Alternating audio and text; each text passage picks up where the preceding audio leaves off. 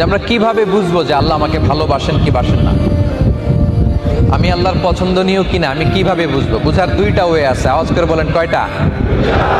সবাই বলেননি, আরো জোরে বলেন কয়টা? দুইটা ওয়ে আছে। এক নম্বর ওয়ে হচ্ছে আপনি দেখেন যে আল্লাহ তাআলা আপনাকে কোন কাজে ব্যস্ত রেখেছেন। আপনার লাইফস্টাইল আপনি দেখেন, লুক এট ইউর লাইফস্টাইল।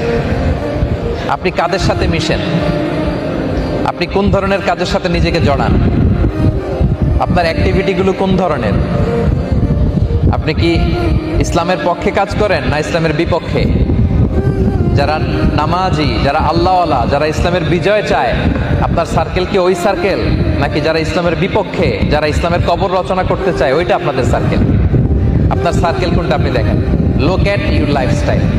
আপনার জীবন ধারণের দিকে তাকালে আপনি নিজেই বুঝে যাবেন যে আল্লাহ আপনাকে পছন্দ করে কি করে না।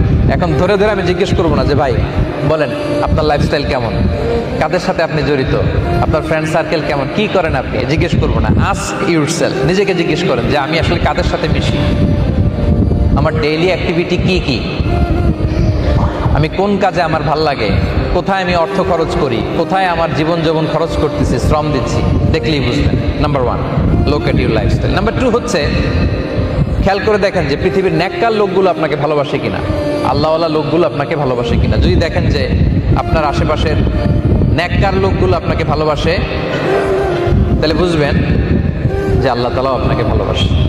তাহলে কয়টা ওয়ে? কথা বুঝতে পারতেছেন? এক নম্বর ওয়ে হচ্ছে লুক এট ইউর লাইফস্টাইল, আপনার লাইফস্টাইলের দিকে তাকান। দুই নম্বর হচ্ছে দেখেন নেককার লোকগুলো আপনাকে ভালোবাসে কিনা।